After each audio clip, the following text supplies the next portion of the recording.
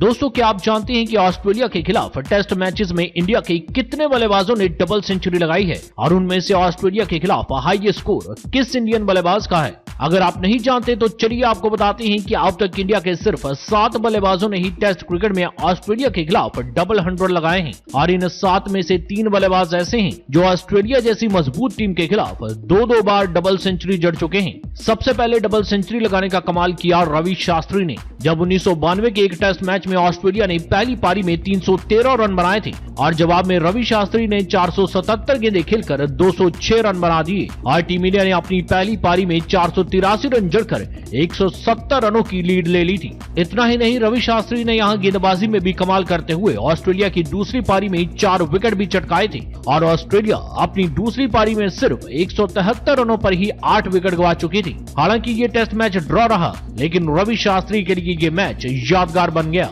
Australia के खिलाफ दूसरी डबल सेंचुरी लगाई वीवीएस लक्ष्मण ने। ये टेस्ट मैच 2001 में खेला गया था। ऑस्ट्रेलिया ने पहली पारी में 445 रन बना दिए, जिसके जवाब में इंडिया की टीम अपनी पहली पारी में 171 रनों पर ही ढेर हो गई थी और ऑस्ट्रेलिया ने इंडिया को फॉलो ऑन खेलने के लिए मजबूर कर दिया था। लेकिन दूसरी पारी में वीवीएस लक्ष्मण ने 492 गेंदें खेलकर 281 रनों की ऐसी पारी खेली कि ऑस्ट्रेलिया गेंदबाजों के पसीने छूट गए। कौन भूल सकता है इस मैच को, जिसमें राहुल द्रविड़ ने भी वीवीएस लक्ष्मण के साथ मिलकर रिकॉर्ड साझेदारी की थी और उन्होंने भी 180 रन जड़ दिए थे। इन दोनों की पार्टनरशिप की बदौलत ही इंडिया ने दूसरी पारी में 657 रन बनाकर अपनी पारी डिक्लेयर कर दी थी और ऑस्ट्रेलिया को ये मैच जीतने के लिए इंडिया ने 384 रनों का टारगेट दिया। और फिर क्या था, पहली पारी में 7 विकेट चटकाने वाले हरभजन सिंह ने दूसरी पारी में भी कमाल की गेंदबाजी की और फिर 6 विकेट चटकाकर कंगारुओं को इस मैच में धूल चटा दी और टीम इंडिया ने फॉलो ऑन खेलने के बावजूद इस मैच को 171 रनों के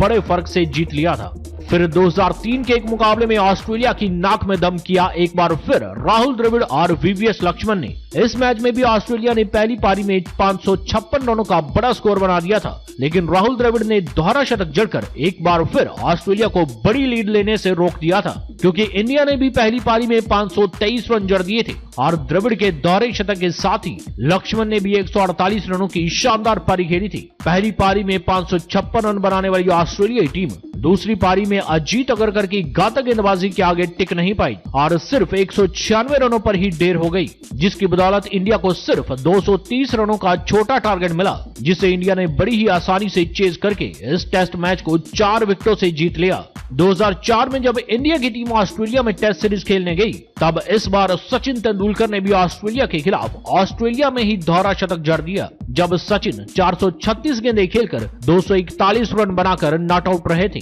और इंडिया ने सचिन की डबल सेंचुरी और वीवीएस लक्ष्मण के शतक की बदौलत 705 रन बनाकर अपनी पहली पारी डिक्लेयर कर दी थी और जवाब में ऑस्ट्रेलिया की टीम पहली पारी में 474 रन ही बना सकी थी। इंडिया को पहली पारी के दम पर 231 रनों की बड़ी लीड मिल चुकी थी। फिर इंडिया ने दूसरी पारी में 211 रन बनाकर अपनी पारी डिक्लेयर कर दी और ऑस्ट्रेलिया को जीत के लिए 443 रनों का बड़ा टारगेट दिया, लेकिन यहां ऑस्ट्रेलियाई बल्लेबाजों ने भी हार नहीं मानी और 6 विकेट के नुकसान पर 357 रन बनाकर इस टेस्ट मैच को ड्रॉ करवा लिया था। सचिन तेंदुलकर ने एक नहीं बल्कि ऑस्ट्रेलिया के खिलाफ 2 दोहरे शतक जड़े हैं। उनकी दूसरी डबल सेंचुरी आई साल 2010 के एक टेस्ट मैच में, जब इस मैच में ऑस्ट्रेलिया ने पहले बैटिंग करते हुए 478 रन बना दिए थे और जब इंडिया बैटिंग करने उतरी तब सचिन ने पहली पारी में 214 रन बनाकर शानदार दोहरा शतक जड़ दिया और इंडिया ने अपनी पहली पारी में 495 रन बनाकर छोटी सी लीड हासिल कर ली। लेकिन दूसरी पारी में इंडियन गेंदबाजों ने ऑस्ट्रेलिया को 223 रनों पर ही समेट दिया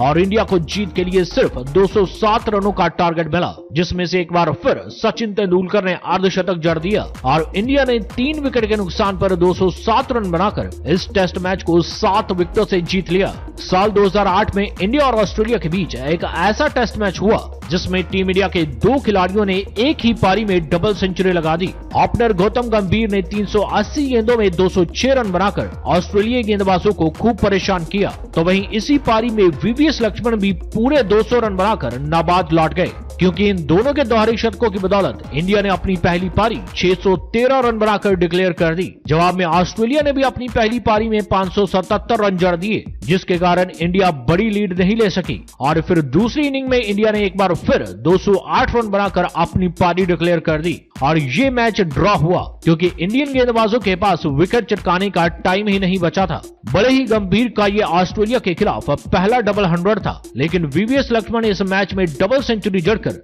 सचिन तेंदुलकर की तरह ऑस्ट्रेलिया के खिलाफ 2 डबल सेंचुरी लगाने वाले खिलाड़ी बन गए। 2013 की टेस्ट सीरीज में तो इंडिया ने ऑस्ट्रेलिया का इतना बुरा हाल किया कि ऑस्ट्रेलियाई टीम 4 मैचों की सीरीज में एक भी मैच नहीं जीत सकी और इंडिया ने धोनी की कप्तानी में इस सीरीज को 4-0 से अपने नाम करके कंगारुओं को बुरी तरह से हरा दिया। और इसी सीरीज के पहले टेस्ट मैच में एमएस धोनी ने सिर्फ 265 गेंदों में 224 रन जड़कर अपने टेस्ट करियर की पहली डबल सेंचुरी लगा दी थी। ऑस्ट्रेलिया ने पहली पारी में यहां 380 रन बनाए थे, लेकिन धोनी के दोहरे शतक की बदौलत इंडिया ने पहली पारी में 572 रन बनाकर 192 रनों की बड़ी लीड हासिल कर ली थी। और फिर दूसरी पारी में स्पिनर अश्विन और जडेजा की शानदार गेंदबाजी के सामने ऑस्ट्रेलिया 241 रनों पर ही ढेर हो गई और इंडिया को 50 रनों का छोटा सा टारगेट मिला, जिसे इंडिया ने 2 विकेट्स खोकर ही हासिल कर लिया और टीम इंडिया ये मैच 8 विकेटों से जीत गई थी। इसी सीरीज के दूसरे टेस्ट मैच में एक और इंडियन खिलाड़ी चेतेश्वर पुजारा ने डबल सेंचुरी ठोक डाली।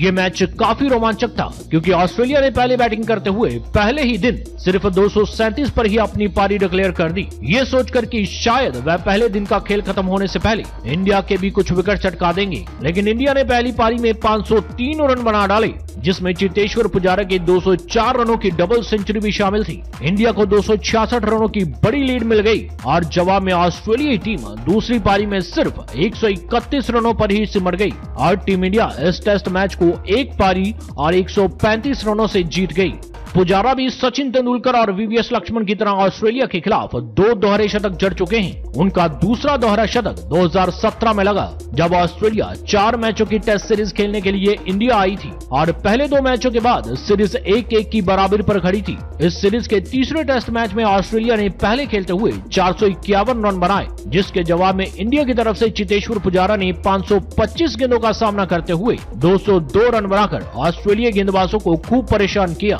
जिसकी बदौलत इंडिया ने पहली पारी में 603 रन बनाकर अपनी पारी डिक्लेयर कर दी। इंडिया को 152 रनों की बड़ी लीड मिली, लेकिन इंडिया समय रहते ऑस्ट्रेलिया को ऑल आउट नहीं कर सकी और ऑस्ट्रेलिया ने 6 विकेट के नुकसान पर 204 रन बनाकर इस टेस्ट मैच को ड्रॉ करवा लिया। लेकिन इंडिया ने इस सीरीज का आखिरी मैच जीतकर ये सीरीज भी अपने नाम कर ली थी। दोस्तों, इंडिया की तरफ से ऑस्ट्रेलिया के खिलाफ हाईएस्ट स्कोर वीवीएस लक्ष्मण का है। आपको क्या लगता है कि ऑस्ट्रेलिया के खिलाफ लक्ष्मण के इस हाईएस्ट स्कोर के रिकॉर्ड को कौन सा खिलाड़ी तोड़ सकता है? आप अपनी राय कमेंट जरूर करें और क्रिकेट के ऐसे और रोमांचक रिकॉर्ड्स जानने के लिए इस वीडियो को लाइक करके हमारी चैनल को अभी सब्सक्राइब कीजिए।